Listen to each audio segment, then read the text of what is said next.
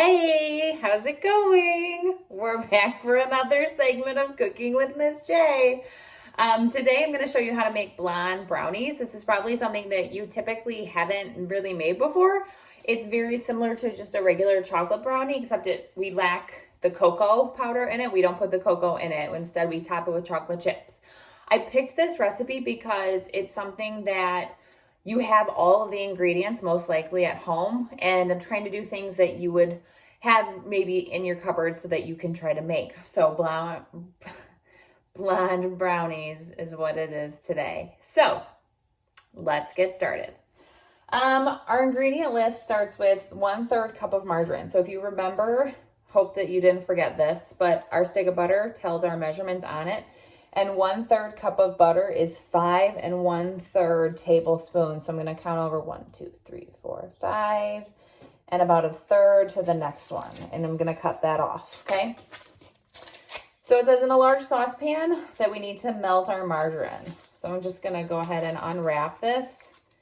And whenever you're trying to melt butter, remember you should always just kind of cut it up into smaller sections. Because, do we know why? Give you time to think about it. If you said that it melts easier and quicker, you're so right. Good job. So I'm just going to go ahead and plop those in my large saucepan. The saucepan might look familiar. It is the Rachel Ray saucepans and pots and pans set that we use at school.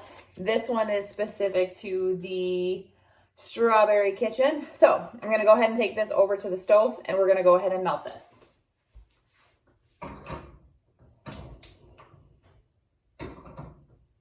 Going to grab from my fancy crock tools here, and I'm going to show you my favorite wooden spoon. Can you see? It has an S on it. So this one is my favorite.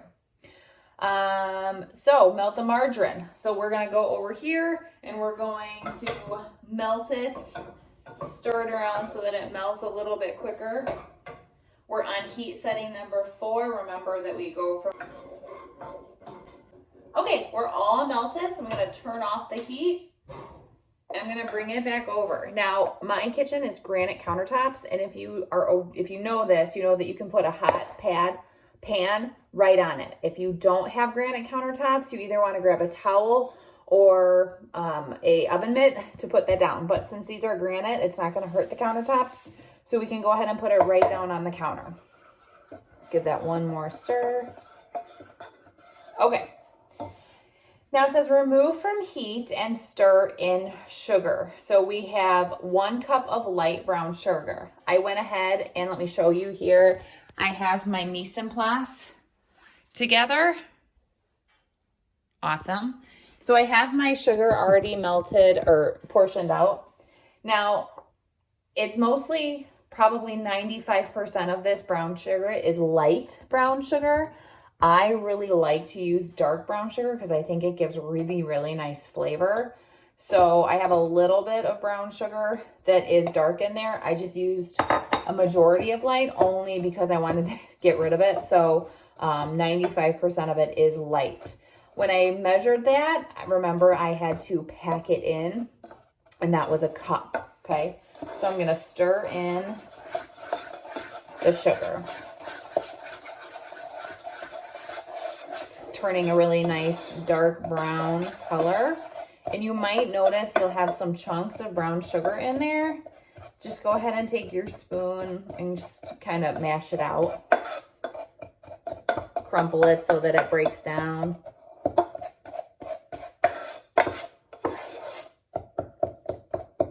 Okay. Now it says add egg and vanilla and mix through using a wooden spoon. Awesome, I already have our wooden spoon. So our egg is here. Gonna go ahead and crack that in. Be sure not to get any shells in there, of course. Wash my hands quick.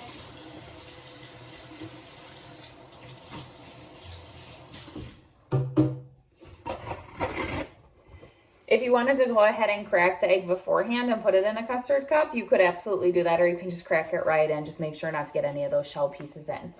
Okay, And then I need 1 teaspoon of vanilla. So I use this really nice vanilla that my grandma actually gets for me. It's called McNess.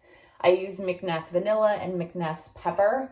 So it's really, really good stuff. She's super special and gets it from this really cool store. So I always have this really nice vanilla.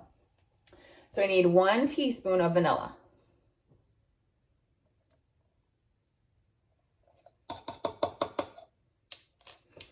Oh, it smells so good. Okay, and then we're just gonna mix that in until it's all combined thoroughly.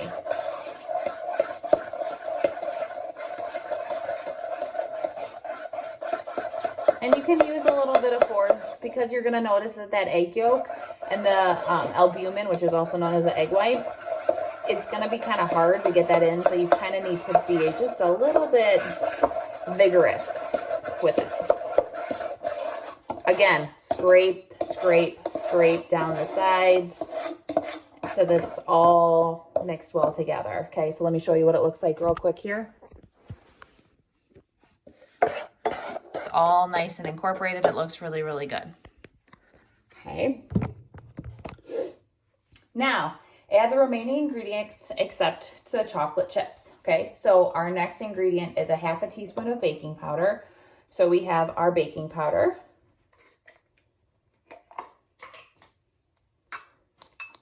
And you measure. What's super nice about this is it has this edge that you can literally measure and use that flat surface, that flat edge, to measure correctly. Then baking soda is 1/8 teaspoon, 1/8 teaspoon. Are you guys super shocked that I have pink measuring devices? You shouldn't be. Okay. And now 1/8 teaspoon of salt. So you can measure this one of 2 ways. Over the sink, over the garbage. If you're feeling super confident, you can measure it right over. I wouldn't suggest that in class only because sometimes you never know if it's going to overdo it for you. But I'm a pretty seasoned chef, baker, so I'm just going to do it right over. And again, go slow because you want accuracy here, okay? Not speed. So I have my 1/8 teaspoon of salt. Put that right in. Now we need 1 cup of flour. I went ahead and pre-measured the flour. I'm going to put that right in. Great. And we're going to mix this all together. Now, you could probably do this in a stand mixer like we have at school. But it's kind of fun to do things by hand once in a while. So I do this one by hand.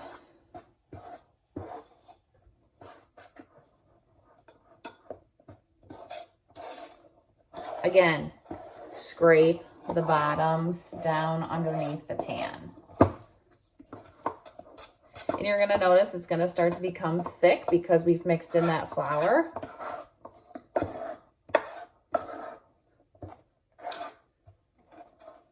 Okay, that looks so good.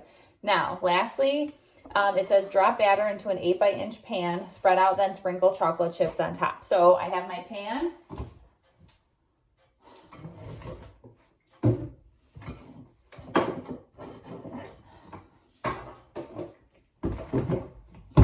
And I have my spray.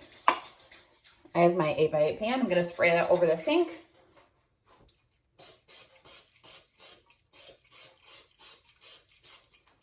Okay. Sorry if that was loud. Ooh. Spurtle. Whoop, sorry if that was loud again. All right, let's go ahead and scrape this down. Our oven needs to be preheated to 350, so that is nice and hot already. I preheated that before I started talking to you guys. I'm gonna set that aside. I'm gonna take my spurtle, and seriously, this tool is so nice. It scrapes it pretty well. And you don't have to get, obviously, all of it, but, I mean, you made it. You might as well get it in there, right?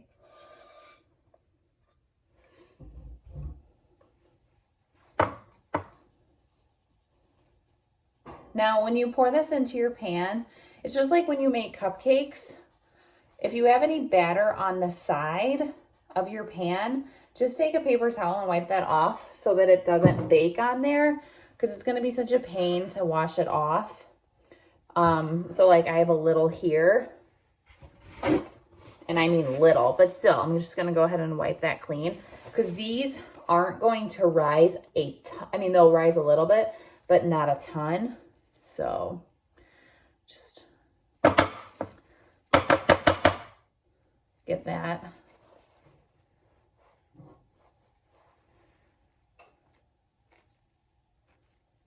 Bring that back. Okay. All right, now we have to sprinkle with our chocolate chips. Our chocolate chips are 1/2 cup. Here I'm using milk chocolate. You could use semi-sweet. You could use dark chocolate, kind of whatever you like, whatever you have. I just had milk chocolate. I've ordered more from the store, but they've been kind of hard to find since everything's kind of gone a little nutty. So 1/2 cup. And I've got some bittersweet chocolate, which is kind of dark a little bit. And there, it's Ghirardelli brand, which is so good, right? But I'm going to sprinkle those on there just because I have them. And I didn't have a ton left, so I'm just going to try to get rid of them. But just make sure that you coat it evenly. If there's any bare spots that don't have chocolate chips, just put those on there. Okay, so now it's going to look like this. Okay, now we're going to take it over to the oven.